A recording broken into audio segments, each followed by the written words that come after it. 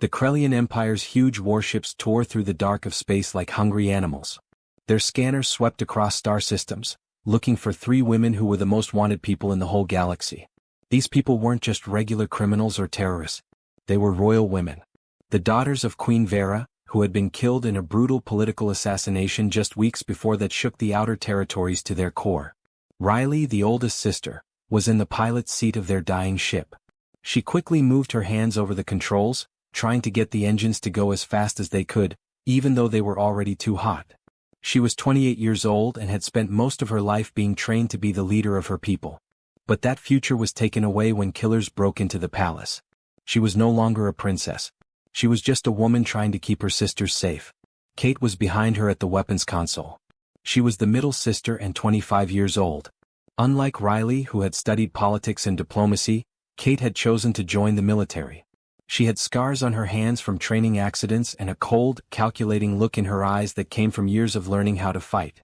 Those eyes were fixed on the scanner, which showed 6 enemy ships coming up from behind. Their guns were getting ready to fire. Kate's fingers were close to the trigger controls, but she knew that their ship's guns couldn't compete with a Krellian battle cruiser.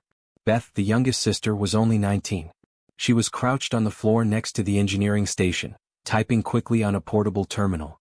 She was in a panic trying to reroute the little power that was left in their broken ship, and wires and cables were everywhere. Beth was always the smartest one. She was a tech genius who could hack into systems and fix machines that other people had given up on. But even geniuses have limits, and their ship was falling apart faster than she could fix it. Things were worse than bad. It couldn't be done. The 3 sisters became symbols of resistance after their mother was killed. Many worlds in the Outer Rim wanted to join them in the fight against the Krellian Empire's brutal expansion. But that made them a threat. The Empire wanted them to die.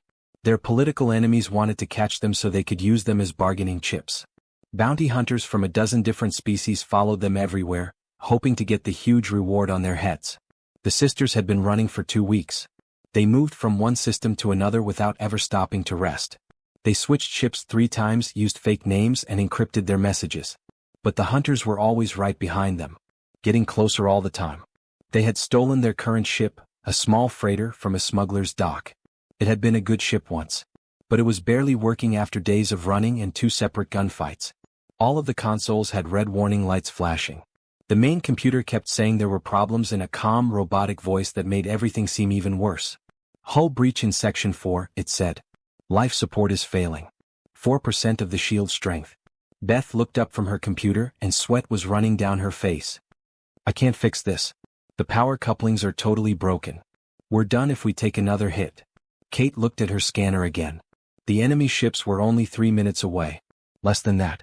Riley, we need to jump. No. Jump where? Riley's voice was tense with worry. We're in the middle of nowhere. We don't have 6 minutes to get to the next colonized system, which is 6 hours away. Beth suddenly pointed at her computer screen. Wait, there. I'm picking up a planet. There are no registered colonies, beacon signals, or markings on the charts. It's in the dead zone. Riley's stomach dropped. The area that is dead. Every pilot in the galaxy knew not to go there. There were dead worlds and failed colonies all over the place. There were planets with poisonous atmospheres or no resources. Nothing useful, nothing valuable. Above all, nothing alive. Kate shook her head very hard. No. No way. There is no life in the dead zone. That's why it's called that. Beth said, and there's a reason it's not marked. Nobody goes there. They won't think we'll be able to hide in such a dangerous place. Riley's thoughts were racing. Kate was right that the dead zone was a place to kill yourself. But staying in the open would have meant certain death. At least on Earth they would have a chance. They might be able to hide in a cave or find shelter long enough to fix things. Riley said, we don't either if we stay here, making her choice. She took hold of the flight controls and pulled them hard to the left. The ship groaned in protest as it changed course, and its broken thrusters sputtered. Everyone hold on. This is going to be hard. The planet filled their view screen. It was a brown and gray world covered in clouds that moved around. Riley aimed for what looked like a flat area and pushed the ship into the atmosphere. The hull started to shake violently. Heat shields that had already been damaged in earlier battles began to fail. The fire licked the edges of the cockpit windows. Come on, Riley whispered as he struggled with controls that didn't work well. The ship hit the atmosphere like a rock skipping across water. It bounced once, then twice, and then it started to fall. The sisters were thrown against the things that held them back. Things broke free and flew through the cabin. Beth screamed when sparks flew out of her terminal. Kate's knuckles were white as she held on to her console, and her jaw was tight. Riley saw the ground coming up to meet them quickly. The ground was rocky, there was no water, and there were no signs of life. She turned on the emergency thrusters to try to slow their fall. The ship didn't respond quickly and fell quickly. Too quickly. They hit. The hit felt like being inside a bell when someone strikes it. Metal screamed and ripped. The window in the cockpit broke into a web of cracks. Riley's head jerked forward and hit the console hard. Everything turned white for a second, then red, and finally the world came back into focus. The cabin was full of smoke. The alarms rang. Riley tasted blood in her mouth and knew she had bitten her tongue. She struggled with her restraints and fell out of the pilot's chair onto the floor, which was slanted. Kate. Beth. It sounded like she was croaking. Here, Kate groaned from somewhere in the smoke. I'm fine. Mostly. Beth didn't say anything. Riley's heart raced. She stumbled through the wreckage, moving aside broken panels and live wires. She saw her youngest sister crumpled up against the wall with her left arm at an odd angle. Beth. The girl's eyes opened and closed quickly. Ow, she said softly. I believe my arm is broken. Riley felt a wave of relief. It was bad that it was broken, but it was good that it was alive.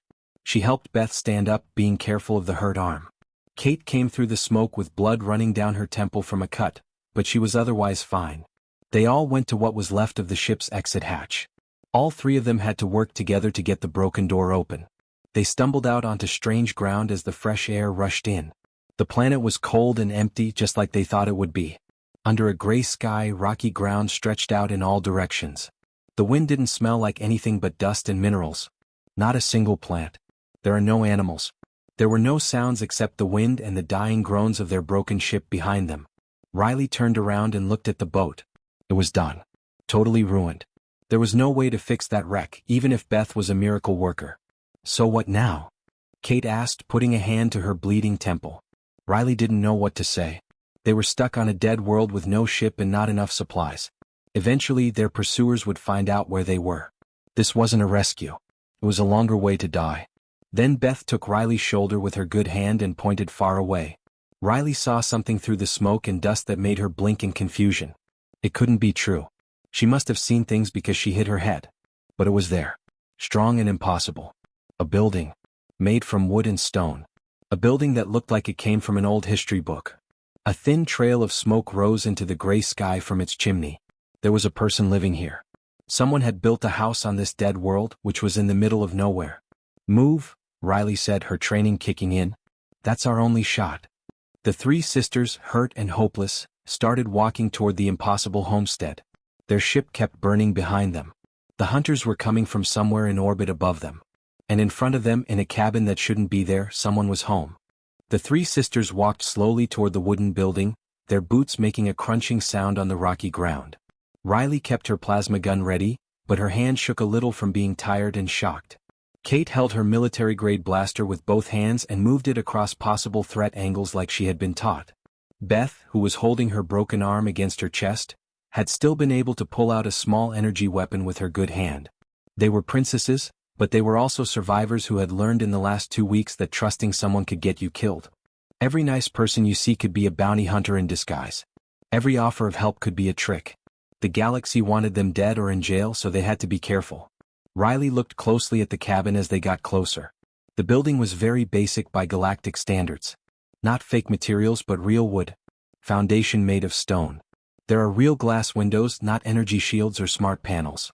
It looked like something from Earth's past, like the kind of building people made hundreds of years ago before they had modern technology. But it was strong. In good shape. Someone had made this place to last. The chimney kept sending out smoke, which meant there was a real fire inside. Not electric heating or fusion cores, but real wood that is burning. Riley had only seen that in museums and reenactments of history. Who would want to live like this? And most importantly, who would want to live here, in the most avoided part of the galaxy on a dead planet? They were only about 20 meters from the door when it suddenly opened. All three sisters got tense and raised their weapons to shoot. Riley's finger went to the trigger. If they made a mistake, they would shoot first and ask questions later. A man went out onto the porch made of wood. Riley was surprised that he was a person. There weren't many people out here in the outer rim. Most of them stayed near Earth and the main systems. It was hard to tell with people, but this man looked to be about 50 years old. He was tall, maybe 6 feet, with broad shoulders and skin that looked like it had been outside for a long time. His hair was dark, but it was getting gray at the temples. He wore plain clothes, like pants made of rough fabric and a thick shirt. These clothes were made for work, not for style. Riley was most struck by his face. He saw 3 armed alien women with ripped armor, blood and dust on them, and weapons pointed at him. He didn't seem scared at all. He didn't grab a weapon. Didn't ask for help. Didn't even look that shocked. "You look like you've had a rough day," he said in perfect galactic common, his voice calm and steady. "Tom is my name. Come on in." The 3 sisters looked at him. Riley's mind was trying to figure out what was going on. This Tom, a person, was asking them to come in. Just like that. As if 3 desperate criminals knocking on his door every day was normal. "We need shelter," Riley finally said, keeping her gun on him. "We don't want trouble." "I can see that." Tom pointed to the door behind him that was open. "And I'm guessing you need more than just a place to stay with all that blood and those ripped clothes. There are medical supplies inside. Let's take a look at that arm." He was talking about Beth's arm that was broken. Riley looked at her youngest sister, who was turning pale and starting to sway on her feet. The pain and shock were getting to her. Kate still had her weapon up. Because of her military training, she was suspicious of everything. "You don't know who we are." Tom shook his head. "Don't care much either. You are hurt and need help. That's all I need to know. You can either stand out here in the cold and point guns at me, or you can come inside where it's warm and let me help. It's up to you." Riley looked Kate in the eye and she shook her head slightly. Her face said, "Don't trust him." But Beth was swaying even more now and they had nowhere else to go. Riley made a choice. "Put down your weapons," she said softly to her sisters. "But be careful." They went into the cabin after Tom with their weapons down but their hands close to them. The inside was even more surprising than the outside. There was one big main room with a loft above it for sleeping. A real fire burned in the stone fireplace, making the room warm and crackling. The furniture was made by hand and was rough but useful. Table and chairs made of wood. A couch made of wood and soft cushions. There were hundreds of real paper books on the shelves. Riley had only seen real books in museums. There was a smell of wood smoke, coffee, and something cooking in the cabin. It smelled like home, which made Riley's heart hurt with sudden, strong feelings. She pushed the feeling aside and paid attention to what was going on. Tom went to a cabinet and took out something that looked like a first aid kit. It was old-fashioned and full of bandages, ointments, and tools that didn't need electricity to work. He told Beth to sit down at the table. "Let me see that arm," he said softly. Beth looked at Riley and he nodded. Tom started to carefully look at the injury after the youngest sister sat down. His hands were steady and sure. Riley realized that he had done this before. A lot. "Clean break," Tom said after a while. "I can set it and splint it. It won't be perfect, but if you keep it still for a few weeks, it will heal." "How do you know how to treat someone medically?" Kate asked suspiciously, still standing near the door ready to run or fight. "Army medic long time ago," Tom said. He took out what he needed and started working on Beth's arm with skill and speed. "I served 2 tours in the Colonial Defense Forces before I retired. Saw a lot of broken bones." Riley looked around the cabin more closely while Tom worked. There was a small kitchen with a wood stove. A water pump that you have to turn on by hand at the sink. She couldn't see any computers, screens, or other modern technology. It felt like going back in time to when people didn't fly in space. "Where is this place?" "Why?" Riley asked. "Why do you live here?" Tom didn't look up from wrapping Beth's arm. "This is home. About 40 years ago they left Earth. Paid for a trip to the frontier colonies, did odd jobs, and saved money. I got this land for a low price because no one else wanted it. I made this cabin by hand. Been here ever since." "But why?" Riley pushed. "This planet is in the dead zone. There's nothing here." "That's exactly why," Tom said. He finished putting the splint on and looked up at Riley with clear, direct eyes. "No companies. No governments. No fighting. No politics. Just be quiet. Only peace. After years of watching people hurt each other, I wanted to go somewhere where they couldn't get to me." He got up and walked to the fireplace, where a pot of metal was hanging over the flames. He filled several cups with dark liquid and set them on the table. Riley could smell it right away. Coffee. Real coffee, not the fake stuff that most people drank. It was a luxury item that was hard to find and cost a lot of money in the outer rim. "Drink?" Tom said as he pushed cups toward each of them. It will help with the shock. Riley took the cup with hands that were shaking and drank. The coffee was hot, strong, and bitter. It made her chest feel warm and seemed to calm her down. Kate stayed standing and didn't drink, still suspicious. But even she had calmed down a little, and her hand moved away from her gun. Beth's communicator suddenly went off with an alarm. She pulled it out with her good hand, and her face turned white as she stared at the screen. What is it? Orbital signatures, Beth whispered in response to Riley's question. 37 ships. Several classes. Battlecruisers, hunters, and scout ships. The whole area is being locked down. They are looking at the whole world. They know we're here. The words hung in the air like a death sentence. There are 37 ships. There was no way out of that. No way to fight. They were stuck on this world with no ship and no weapons that could help them. The hunters had finally caught up with them. Kate went to the window and looked up at the sky. Riley could see that her sister was scared, even though she tried to hide it. Beth began to cry softly and tears ran down her face. They had run so far and fought so hard, but now it was over. Riley looked at Tom, expecting to see him scared or panicked. Expecting him to tell them to leave to protect himself from what was coming. The human man didn't do anything. He just walked to the window and looked up at the lights of ships coming down from the sky. He looked at them for a long time, his face deep in thought. Tom turned back to the sisters with a small smile. Well, he said calmly, I guess we're staying in for dinner then. I hope you like stew. Beth's scanner went off with a lot of alerts, and the small device flashed red and beeped loudly. Her fingers moved quickly across the screen, and her face got more and more worried as time went on. Riley got up and stood behind her, looking over her shoulder at the screen. The readings made her stomach drop. There were dozens of sensor sweeps going across the surface of the planet in tight patterns. The hunters weren't just watching. They were hunting in a planned, professional way with no gaps in their coverage. Kate took out her ammo clips and began to count them. 1 full clip in her gun. 2 spare parts on her belt. Maybe enough for a short fight, but not enough to stop an army. She looked at the power cell in her plasma rifle. Charge at 70%. She figured out how many enemies there were and how fast the fire was coming in her head. Every time the calculation came out the same way. Odds that are impossible. They could kill 3 or 4 hunters before they get too many. Riley's mind raced through different scenarios, looking for a way out or a plan that could save them. Could they run? No, the ground was too open and they were too hurt. Could they get away? Where? There were no other buildings for hundreds of miles around this cabin. Could they fight? Kate's ammo count made that answer clear. There was no way out. No smart plan. There is no miracle solution. This was how it would end after all they had been through. Stuck in a cabin on a dead world, waiting for the hunters to get closer. Tom didn't seem to care at all about the doom that was coming. He moved around the cabin slowly and calmly, adding wood to the fire. He took some vegetables out of a box and started chopping them up on a wooden board. The knife hit the wood in a steady rhythm. He hummed a tune that Riley didn't know to himself. It was shocking how calm he was compared to how panicked they were. Riley felt her anger rise. How could he be so calm? Wasn't he aware of what was going on? Those ships would look around this room. They would see signs of life. They would send troops down. And when they did, anyone who was inside would be seen as an enemy. Hide your weapons, Tom said without looking up from his chopping. Put them under the floorboards over there. The second board from the fireplace has a plank that is loose.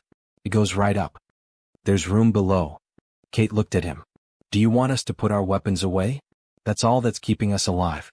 Those weapons will get you killed, Tom said. He threw the chopped vegetables into a pot that was hanging over the fire. Hunters look for energy signatures. Your fancy plasma guns and blasters make their sensors light up like flares. They can't find those as easily as old-fashioned gunpowder weapons. If we need them, I have a shotgun and a rifle hidden away. But really, the best defense right now is to not look like a threat. Riley thought about what he said. It really did make sense. Their weapons were high-tech and made for fighting in the modern world. Of course, they would have energy signatures that could be seen. She looked at Kate, who frowned but finally nodded. For the next few minutes, they hid their weapons in the area Tom had pointed out. It felt bad to be unarmed and defenseless. But they had to put their faith in someone at some point, and Tom hadn't given them a reason to doubt him yet. Tom sat down in an old wooden chair by the fire and stirred the stew. The cabin smelled like food cooking, which made Riley realize she couldn't remember the last time they had eaten. A few days ago, maybe. The adrenaline and fear had kept her from being hungry, but now her stomach growled. You know, Tom said in a calm, conversational voice, Hiding from people who want you dead. This whole thing brings back memories of a time on Earth. In the past, during one of our wars. Kate's voice was sharp and angry. We don't have time for stories. We need to make plans. We need to find a way to get through the next few hours. The firelight made shadows on Tom's weathered face and he smiled a little. All I have now is time. If you stay still and quiet, those ships won't find you. Learned that in the military. Not doing anything is sometimes the best thing to do. Just wait. He leaned back in his chair and let go of all his stress. Riley was drawn to how calm he was. It was somehow contagious and it made her own racing heart slow down a little. Tom went on, "Let me tell you about a girl. Anne Frank was her name. During World War II they lived in a city on Earth called Amsterdam. She was only a kid, maybe 14 years old. And the whole Nazi army was looking for her and her family." Beth looked up from her scanner even though she was scared. "What is a Nazi?" "Bad people," Tom said simply. "People who thought that some other people shouldn't live because of their religion or where they came from. They took over most of Europe, which was a big part of the world. Millions of soldiers, which made it the strongest military in the world at the time. Anne's family was hiding from all of them."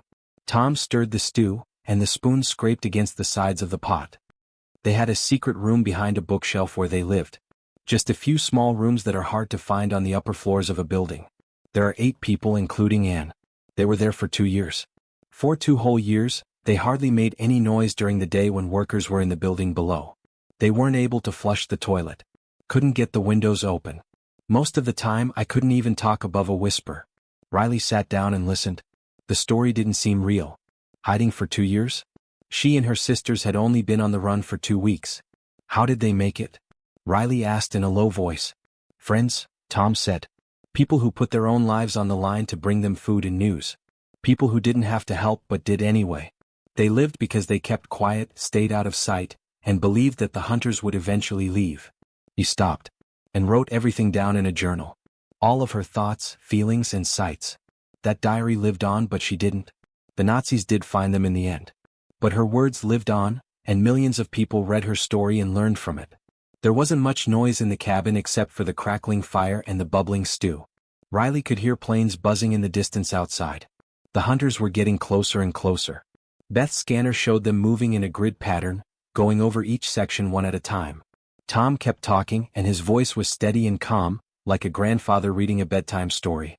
He told them about farmers in a place called Vietnam who dug tunnels underground, and even whole cities under the ground. They disappeared like ghosts when enemy soldiers came looking for them. The soldiers had helicopters, bombs, and other high-tech weapons, but the farmers knew their land and were patient. They lived by staying out of sight. He then told them about something called the Underground Railroad. It wasn't a railroad at all. It was a group of people who helped slaves escape and find freedom. They traveled at night, using the stars to guide them, and hid during the day. Armed hunters chased whole families for hundreds of miles. A lot of people didn't make it, but a lot of people did. They lived because they were brave and because strangers risked everything to hide them. Tom kept talking as the night went on and the sensor sweeps got closer and closer.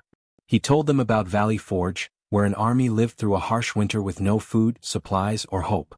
About a fort called the Alamo where a small group fought off a huge army. About a city called Stalingrad where soldiers fought in the rubble and ruins and wouldn't give up even when they were surrounded. Tom said, "Your people use technology," as he poured more coffee for everyone. The story was about an island called Wake where a small group of defenders held off an invasion force for weeks.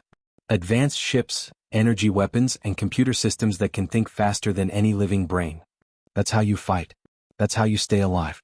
He drank from his own cup. But people? For most of our history we didn't have any of that. For thousands of years, we were hunted on our own planet. Bears, wolves, lions, and tigers. Everything with claws and teeth wanted to eat us. We were smaller, slower, and weaker than most predators. We should have died out by all logic. Beth looked up from her scanner, now really interested. The alerts were now just background noise. They were still beeping, but they didn't make anyone panic right away. Your kind were prey animals? Still are sometimes, Tom said with a small smile. We learned to be the most dangerous prey in the galaxy, though. We learned how to outlast, outsmart, and outstubborn anything that was trying to catch us. We learned that you don't have to be the biggest or the strongest. All you have to do is not give up. He got up and filled wooden bowls with stew, which he then gave to each sister. Having brains and determination is more important than having teeth and claws. We learned how to use stones and sticks to make weapons. We learned how to set traps.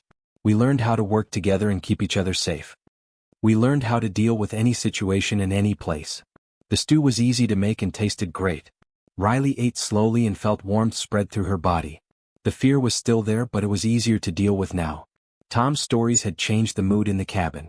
It made them feel less like they were stuck in a tomb and more like they were choosing to stay in a shelter. None of them had slept by the time the sun came up. The gray light of morning came through the cabin windows and showed a landscape that was still covered in morning mist. Beth's scanner showed that hunter drones had been flying in precise grid patterns over the area all night, covering every square kilometer of land in a systematic way. At least 4 times they had come within 200 meters of the cabin.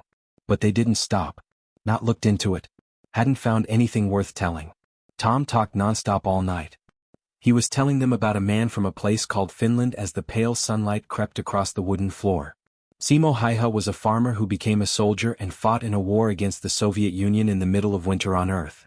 Tom poured himself a cup of coffee and said, "The Soviets had thousands of soldiers, tanks and planes. Simo had a gun. Not even a nice one with a scope. It's just an old hunting rifle with iron sights. And in the freezing cold, he lay in the snow for hours at a time and killed more than 500 enemy soldiers. 500. People called him the White Death." Kate leaned in, and her tactical mind started to work on the story. "One man? Against an army?" Tom said, "One man who knew his surroundings better than they did. He wore all white so he would blend in with the snow. He held snow in his mouth so that his breath wouldn't give away where he was. He knew the area well enough to know where to hide, when to shoot and when to wait. The Soviets sent snipers to get him. Sent whole groups to find him. But he made it through the whole war." Tom got up and went to a shelf where he took down a small thing. He put it on the table and set it down. Tom said, "This was my grandfather's." It was an old, scratched compass with a brass case that had been worn smooth from years of use. He carried it through 2 wars. Mechanical. No batteries, no power source, and no electronic signature. All you need is a magnetized needle and a steady hand. All your fancy tech, with all those advanced sensors and computers, can't pick up something like this. He took the compass and gave it to Riley. She carefully picked it up and felt how heavy it was in her hand. It was a very simple tool. A glass face that shows the cardinal directions. A needle that moved to point north. That's all. But she got what Tom was trying to teach them when she held it. "Your technology makes you predictable," Tom said as he sat back down. "Every energy weapon has its own signature. Radiation comes from every scanner. All computers send signals. The hunters out there are looking for all of those things. They're looking for the technology they think you should have. But if you don't use that technology and just stay quiet, they won't be able to see you. You disappear." As the hunter drones kept flying around outside for the next few hours, Tom taught them skills that seemed to be from a different time. He taught them how to cover their skin with mud mixed with the planet's magnetic minerals. Beth's scanner confirmed that this would make biosignature readings less clear. He showed how to move through the terrain without making straight lines or patterns that automated systems would see as fake. "Watch," Tom said as he walked across the cabin floor. His steps were not regular, they were sometimes long and sometimes short, and they never made a rhythm. Sensors look for patterns. When you walk with even steps, you make a pattern. Animals don't walk in a certain way. Patterns don't happen in the weather. So if you move around randomly and naturally, you look like background noise instead of a target. Kate watched closely, and her military training helped her see how smart it was. She had learned how to move quickly, save energy, and stay in formation. She knew everything there was to know about fighting, and she used technology and organization to get the most out of it. Tom was teaching them the opposite, though. Be unproductive. Be messy. Be unseen. Kate said slowly, "Every human battle is asymmetric warfare." She was beginning to understand. You never fight fair. You always fight from a bad position. Tom smiled. When you don't have enough guns, you have to think outside the box. You get smart when there are more of you than them. Change the rules of the game when you're outmatched. He got up, poured himself more coffee and sat back down. "Let me tell you about a pilot by the name of Butch O'Hare. This was during World War II, which is the same war I told you about before. Butch was flying to protect a carrier in the Pacific Ocean. When they heard that 40 Japanese bombers were on their way to the carrier, his squadron was on patrol. Tom raised his hand and opened his fingers. 40 bombers. There are enough explosives to sink the whole fleet.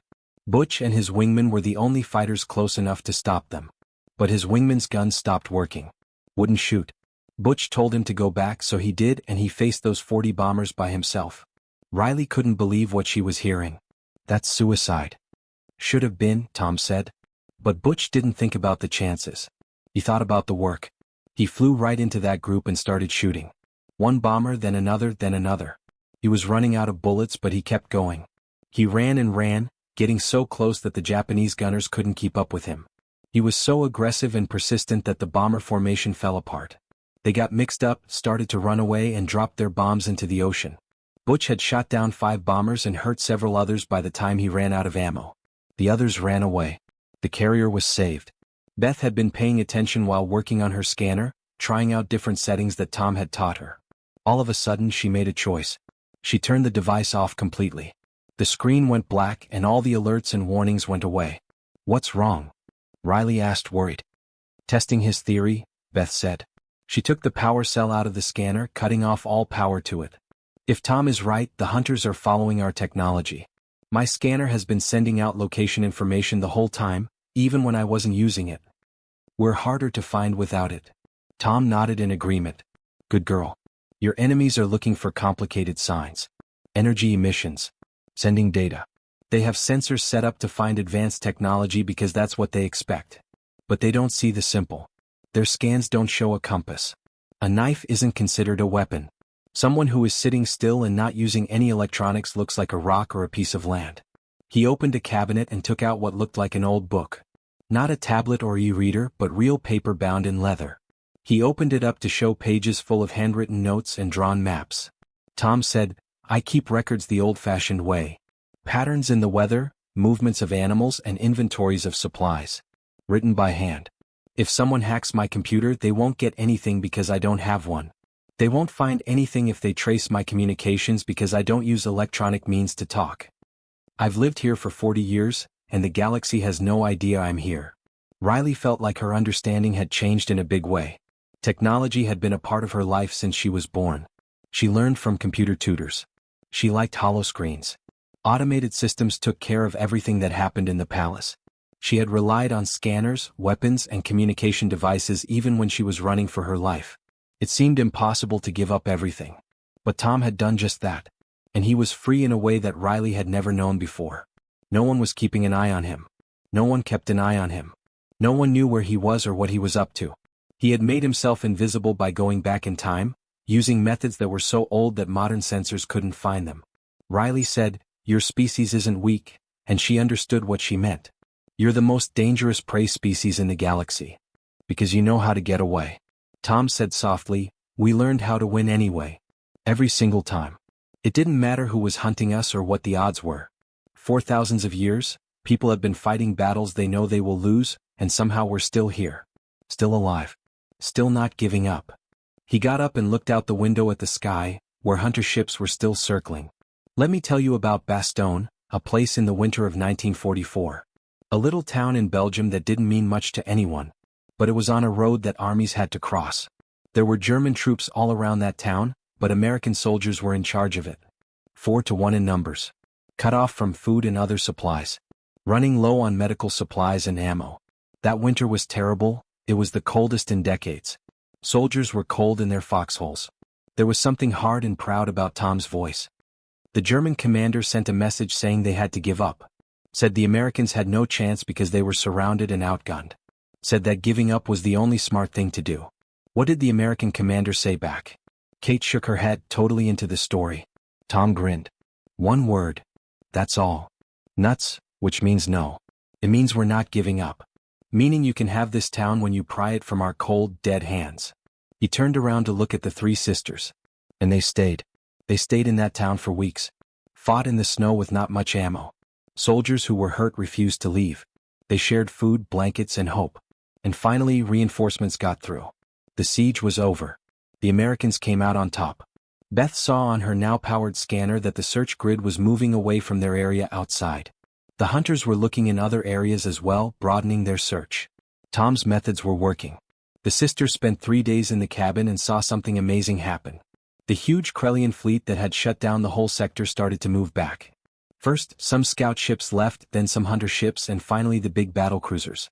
Beth watched their movements on her scanner, which she only turned on for short periods of time before turning it off again, just like Tom had taught her.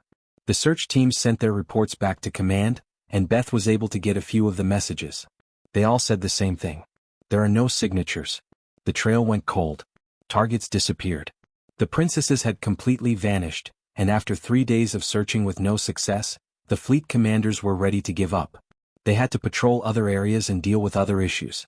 They couldn't afford to keep looking for a dead planet forever. The last warship left orbit on the 4th day in the morning. There were only gray clouds and stars far away in the sky again. The sisters were still alive. They were still alive and free, and the rest of the galaxy thought they were dead. Tom had gotten ready for this. He didn't just keep them safe inside the cabin for those 3 days. He had shown them something else, something that Riley hadn't even seen at first. There were hidden bunkers dug into the ground around his property that were so well hidden that you could stand right on top of them and not know they were there. Spaces underground that are lined with stone, stocked with supplies, and can be reached through hidden trapdoors that are covered with rocks and dirt that look natural. Tom had said, "Old habit from my service days," and shrugged when he first showed them. Always have a backup plan. If things go wrong, always have a place to hide. I dug these bunkers my first year here just in case. I never needed them before now. The bunkers had given them choices. When hunter drones got too close to the cabin, they could go underground and wait quietly. When the sensor sweeps got stronger, they could split up, which made it harder to find more than one biosignature in the same place. Tom had thought of everything and made plans for every possible outcome. Someone who had lived in dangerous places before and knew that being ready made the difference between life and death had this mindset. Now that the hunters were gone, Tom helped them with an even harder job: fixing their broken ship. Riley had seen the wreckage on the first day and knew there was no hope. The hull was ripped open. The engines were dead. All of the important systems were destroyed. That ship couldn't be fixed by any mechanic in the galaxy, not without a full workshop and parts that would cost a lot of money. But Tom did it in a different way.